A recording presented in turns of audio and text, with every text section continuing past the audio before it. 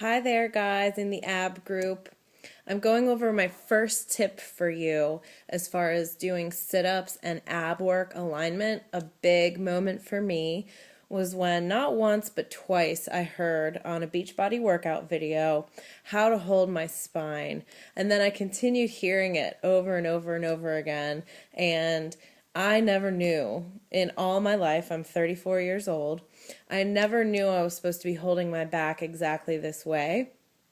Whenever I was instructed to do core, ab work, crunches, sit-ups, anything on the floor, in yoga, in fitness at a gym, I never was told this. And so I would do my ab work how I would do it with my back. Now, I have what's called lordosis. It's an over-accentuated sway back. I'll show you.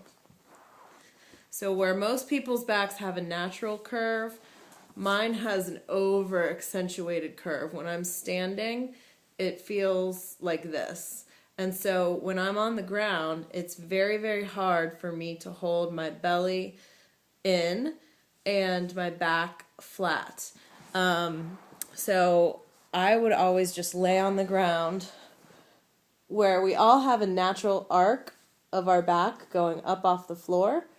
I would have a little bit more than the average person, but now I'm starting to see that maybe it was a gift from God because I'm a yoga instructor and now a fitness instructor, and I never, because I had that back condition, maybe I'm going to be more adamant about the way my own form is to protect my back as well as helping other people's, perhaps.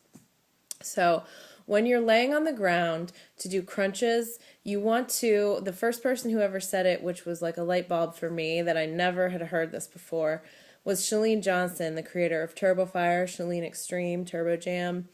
She said when you're laying on the ground doing any kind of work, especially ab work, excuse me, you, hiccup.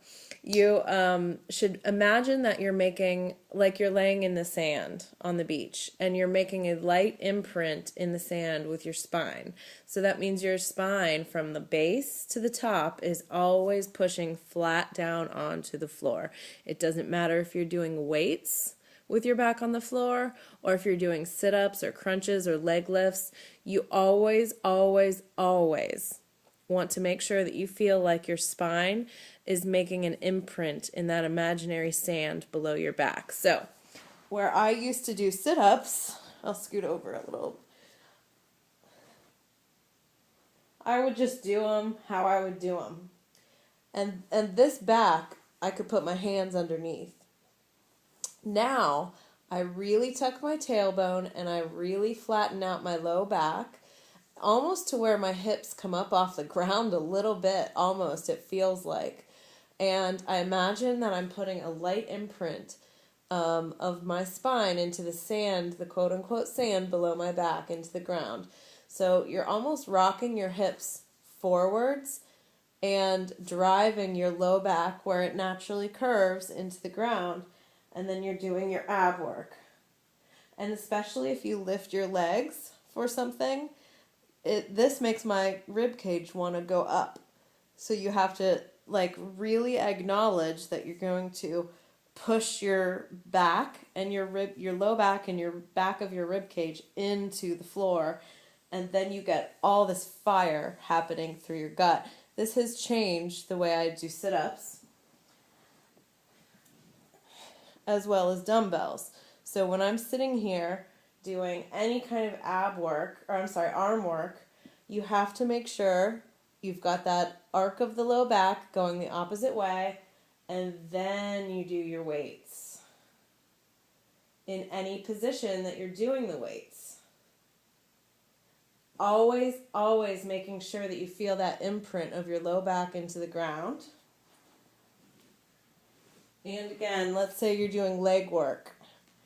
You make sure you have that low back pressed into the ground. The minute that it starts to come up, you've gone too far. You don't want your legs to go that far. You only want to go as far as you can go to where your back stays on the ground. Always keeping that low back pressed into the ground, no matter what position you're doing.